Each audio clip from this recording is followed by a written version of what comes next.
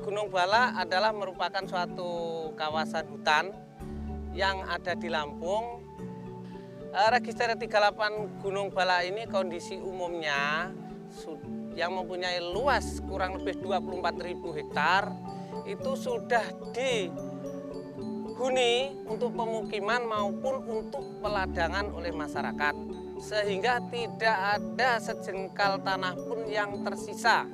Nah, kondisi ini yang diperuntukkan untuk peladangan oleh masyarakat sehingga membuat kondisi hutan lindung menjadi fungsi lindungnya menjadi berkurang atau katakanlah menjadi kritis. Nah, akhirnya kami timbul pemikiran untuk mengembalikan fungsi hutan lindung sebagai fungsi hidroorologis dengan beberapa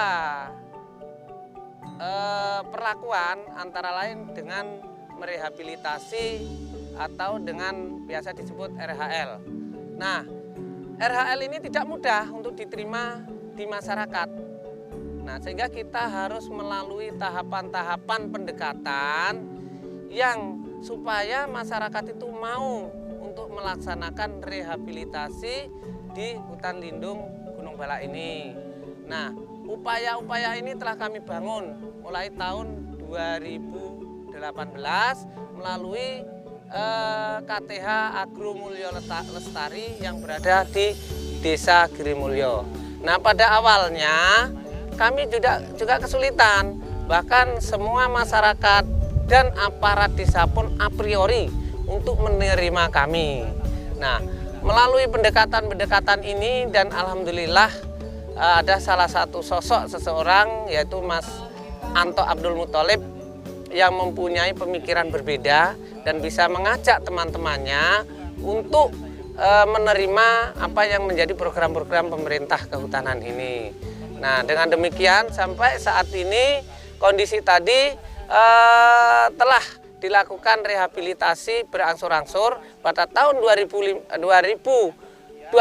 telah tertanam 15 hektar tanaman alpukat dan tahun 2021 ini kita akan menanam dan telah tertanam 210 hektar. Nah, 200 itu yang 100 berada di Desa Girimulyo, 10 hektar berada di Purwosari, dan 100 hektar lagi berada di Empat Sri atau di Sidoarjo dan Sadar Sriwijaya. Nah, dengan harapan kenapa kami menanam alpukat? Karena alpukat mempunyai nilai ekonomi dan juga mempunyai nilai ekologi. Jadi ekologinya seperti apa? Bisa mengembalikan fungsi hutan melalui tajuk yang bisa bertajuk tinggi. Nah, dan buahnya akan menghasilkan buah yang bisa kita jual.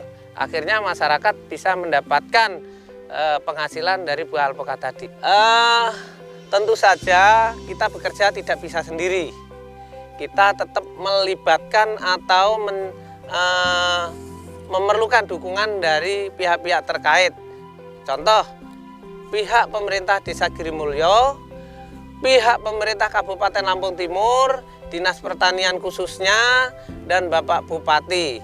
Nah, di samping itu Dinas Pertanian Provinsi maupun unit-unit yang menangani pertanian maupun kehutanan di tingkat provinsi maupun di tingkat pusat dari Komisi 4 misalkan. Beliau sangat mendukung kami, memberikan apresiasi sehingga apa yang kita inginkan bisa kita capai kalau kita semua bersinergi dengan baik. Harapan untuk program ke depan, jika tanaman yang 200 hektar ini sudah jadi, insya Allah pemerintah akan menambahkan, akan memberikan dukungan lagi, yaitu berupa pemberian bibit dan lainnya untuk menambah tanaman-tanaman yang berada di Gunung Bala ini. Nah, tentu saja harapan selain itu, harapan lain untuk masyarakat yang meningkatkan ekonomi masyarakat, meningkatkan penghasilan masyarakat. Nah, dari sisi pemerintah tentu saja dengan adanya tanaman alpukat ini bisa memperbaiki kondisi hutan lindung Gunung Balak. Jadi bisa mengembalikan fungsi hutan. Kita tahu bahwa fungsi hutan itu ada fungsi produksi, fungsi lindung, ada juga fungsi konservasi. Nah, tentu saja di sini kita mengedepankan fungsi lindung sesuai dengan status hutan kita di Gunung Balak ini. Untuk mencapai cita-cita hutan lestari masyarakat sejahtera itu memang tidak mudah. Saya melakukan langkah-langkah. Yang pertama adalah membentuk kelompok supaya kelompok itu punya kelembagaan yang kuat, solid, kompak. Nah, kalau sudah mereka itu sudah solid, dinamikanya bagus, bisa dinamis, insya Allah kelompok itu tidak akan bubar dan tidak akan berhenti di situ saja. Selain itu, selalu kami mencari jejaring kerja dan berkoordinasi dengan pihak-pihak lain. Contoh, yang terutama pada awalnya kami mengajak Pak Anto untuk berkoordinasi ke BPDAS untuk mencarikan solusi pembiayaan dalam melakukan pengelolaan hutan, khususnya dalam hal penanaman. Nah, lain daripada itu kami juga dengan pihak-pihak LSM, misalkan kita telah berkoordinasi dengan LSM Ukir untuk mencarikan kerjasama baik dalam bentuk pembinaan maupun dalam bentuk pembiayaan, walaupun sekarang masih dalam proses. Nah, selain daripada itu, kami selalu intens berkoordinasi dengan kepala desa, dengan pihak-pihak keamanan, khususnya ada di dalamnya Babin setempat.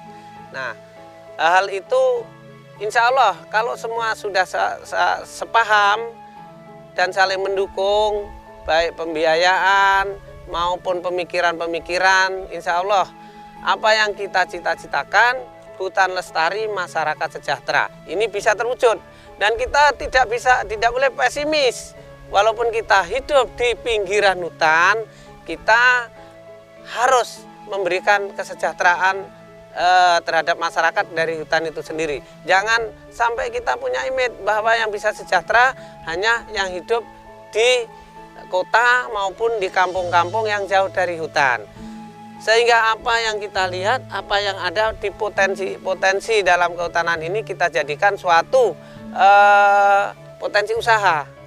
Tentu saja dengan salah satunya menanam alpukat ini. Kami tahu bahwa kenapa saya memilih menanam alpukat, karena Desa Girimulyo sendiri sudah mempunyai budaya untuk menanam alpukat dari pendahulu-pendahulunya atau dari mereka-mereka yang para orang tua mereka.